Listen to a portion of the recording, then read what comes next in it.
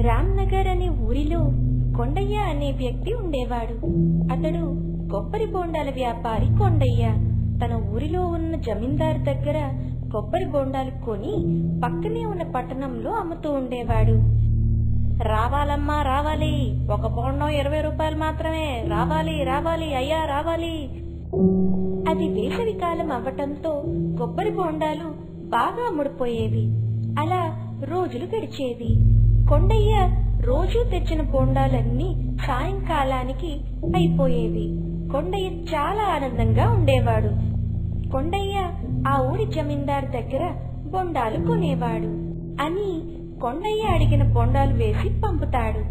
కొండయ్య అవి తీసుకొని పట్టణానికి వచ్చి అమ్ముతాడు. కాని బేరం ఏమీ ఉండదు. చలికాలం మొదలవటంతో ఎవ్వరూ బొండాలు తాగేవారు కాదు. తెచ్చినవి తక్కువే అయినా అవే చాలా రోజులు అమ్మేవాడు. దాంతో లాభం ఉండేది కాదు. ఒకరోజు మిగిలిన బొండాలు అమ్మేసి కొద్ది రోజులు ఏదైనా పని చూసుకుందామని అనుకుంటూ ఉన్న వాటిని తాను తెచ్చిన ధర కన్నా తక్కువగా అమ్ముతాడు. రావాలమ్మా రావాలి అయ్యా, 10 రూపాయలకే బొండం, త్వరపడండి, రావాలమ్మా రావాలి రావాలి అయ్యా రావాలి. బొండం 10 రూపాయలు అనటంతో అందరూ వచ్చి బొండాలు కొనుక్కుంటారు. ఇలా సాయంత్రం అయ్యేసరికి మొత్తం బొండాలు అయిపోతాయి. తాగేసిన బొండాలు వెళ్లే దారిలో పడేసేవాడు. అలా ఆ రోజు కూడా బొండాలు చెత్తలో పడేయటానికి వెళ్తాడు. అక్కడ తాగి పడేసిన బొండాలు చాలా ఉంటాయి. వాటిని చూసి ఒక ఆలోచన వస్తుంది. ఆ బొండాలు మొత్తం అన్ని తీసుకొని ఇంటికి వస్తాడు.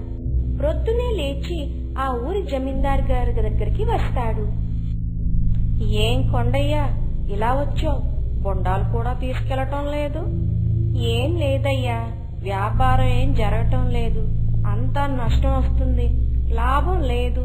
అందుకే కొద్ది రోజులు వేరే ఏ వ్యాపారం అయినా చేద్దామని అనుకుంటున్నానయ్యా.